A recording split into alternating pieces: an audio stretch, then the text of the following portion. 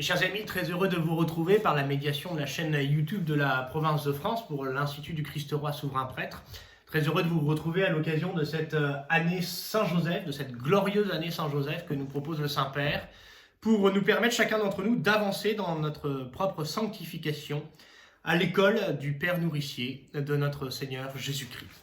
Alors pour commencer cet entretien, il s'agit pour moi d'abord de m'appuyer sur des chiffres. Et pour cela, je vais tout simplement imiter Philippe Oswald qui a écrit ce petit ouvrage « Debout les pères ».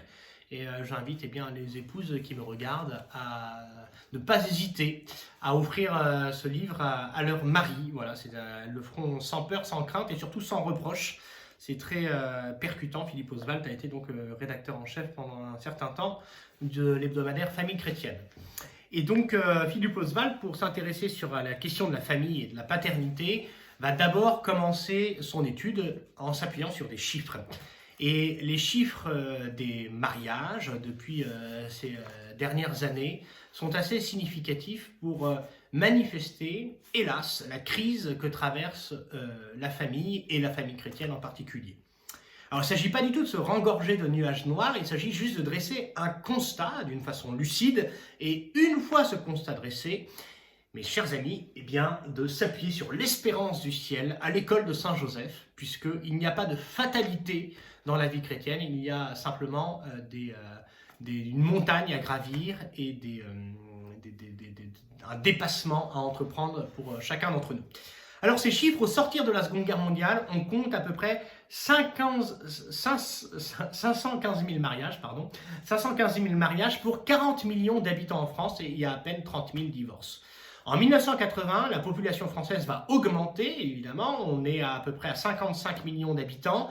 En revanche, les mariages, eux, diminuent dans le même temps. Il y a 335 000 mariages par an et déjà 80 000 divorces.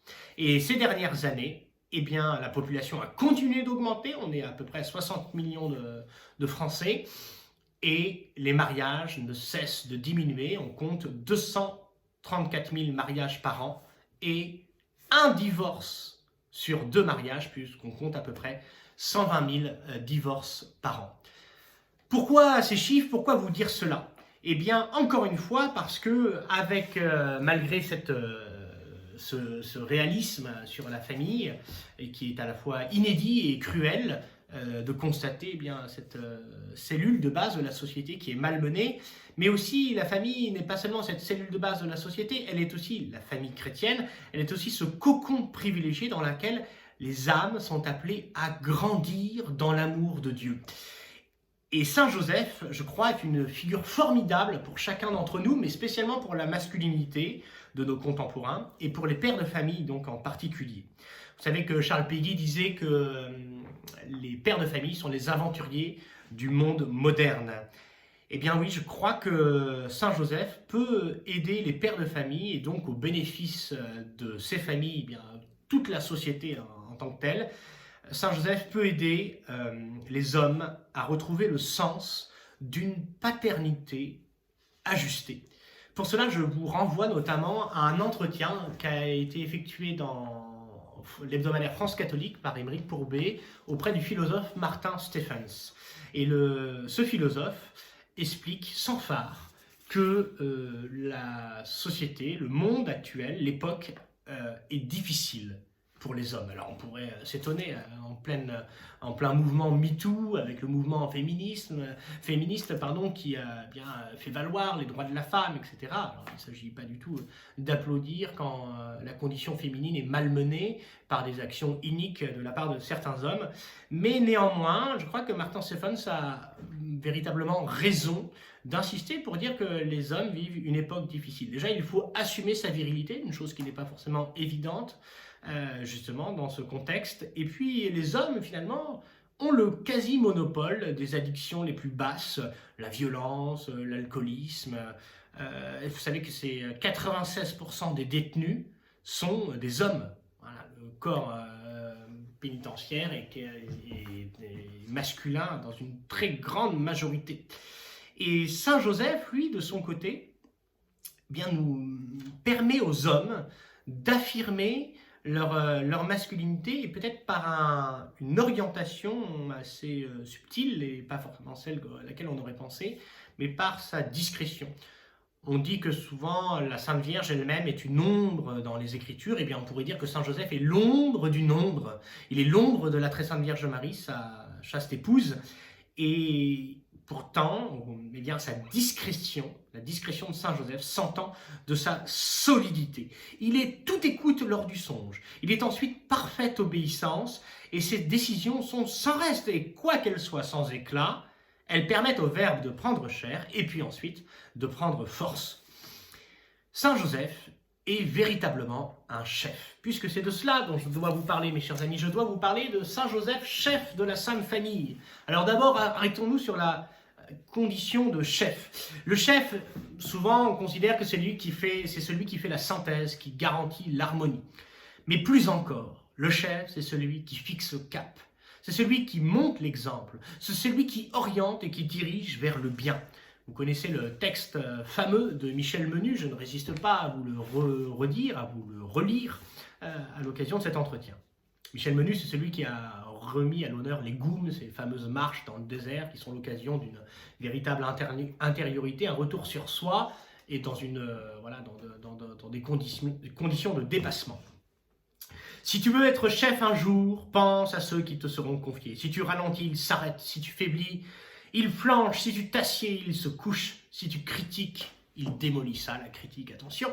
Mais si tu marches devant, ils te dépasseront. Si tu donnes la main, ils donneront leur peau. Et si tu pries, alors ils seront des saints. Ouais, c'est la formule aussi qu'on dit à prêtre saint, paroisse fidèle, à prêtre fidèle, paroisse médiocre, à prêtre médiocre, paroisse infidèle. Voilà, c'est une leçon pour moi-même et pour tous mes confrères prêtres. Donc le chef, c'est un peu le chevalier, c'est celui qui n'est pas nécessairement un saint fondamentalement, même s'il tend à l'être et à essayer de l'être. J'espère qu'on essaye tous de devenir des saints, mes chers amis. Mais c'est toujours un serviteur, c'est celui qui s'attache à se dépasser, à aider son prochain et à montrer l'exemple, à marcher devant, toujours devant. Et Michel Menu d'ailleurs a un autre texte, moins connu.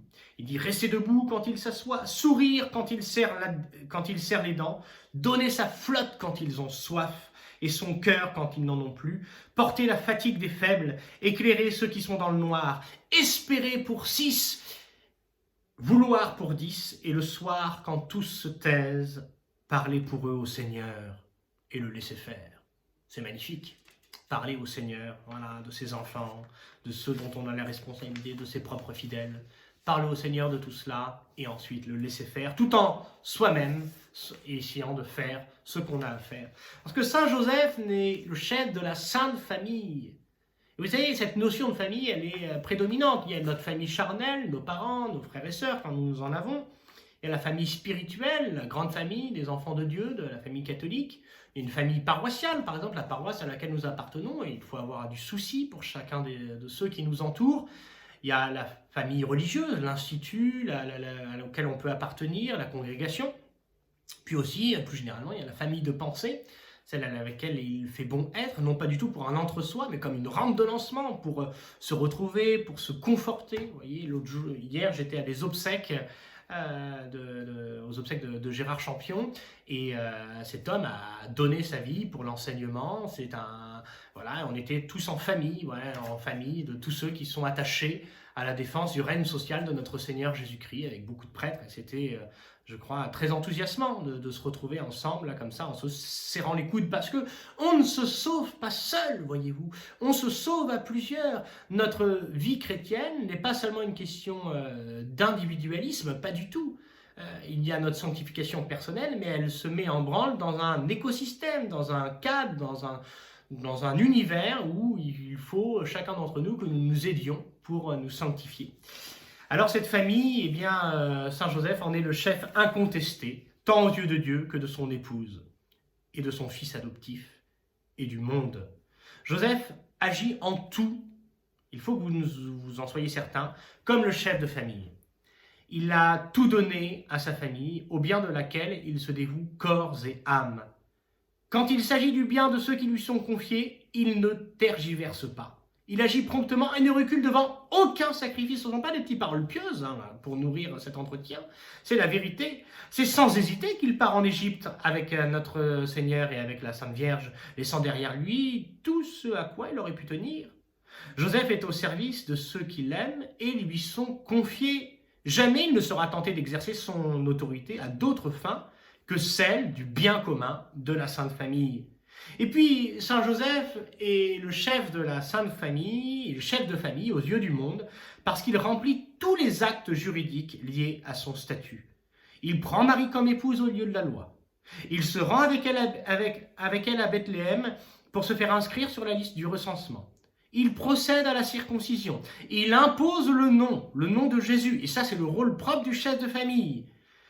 Il le présente au temple avec Notre-Dame. Il assure la subsistance des siens. Il garantit leur sécurité. Il veille à l'éducation de Jésus. Alors, mes chers amis, en conclusion de cet entretien, vous savez qu'on a pu dire que David était un roi selon le cœur de Dieu.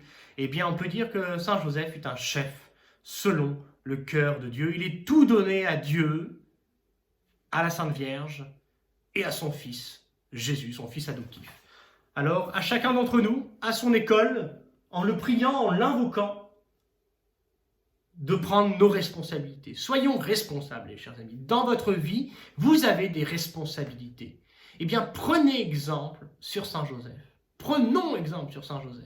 Ne fuyons pas nos responsabilités. N'ayons pas peur, voyez-vous. N'ayons pas peur, peut-être certaines fois, de bousculer ceux qui nous entourent. Nous sommes là pour rendre témoignage à la lumière. Et un petit peu de lumière, un tout petit peu de lumière, une petite flamme, et tous les miracles de grandeur restent possibles.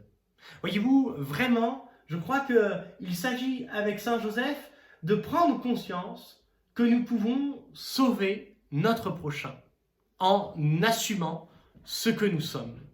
Nous ne sommes pas là pour avoir un tas d'amis. Moi, en tant que prêtre, je ne suis pas là pour que tous mes fidèles soient mes amis, pas du tout. Évidemment, si mes fidèles sont mes amis, ça me fait plaisir. Mais je suis là pour que mes fidèles soient les amis de Jésus. Au risque peut-être de les bousculer de temps en temps, mais avec cœur, j'espère, et avec affection, mais au risque de les bousculer. Eh bien, Saint Joseph nous invite à cela, à bousculer peut-être ceux qui nous entourent, mais pour la gloire de son divin Fils, lui qui s'est consumé d'amour tout au long de sa vie, si discrète et pourtant si percutante. Amen.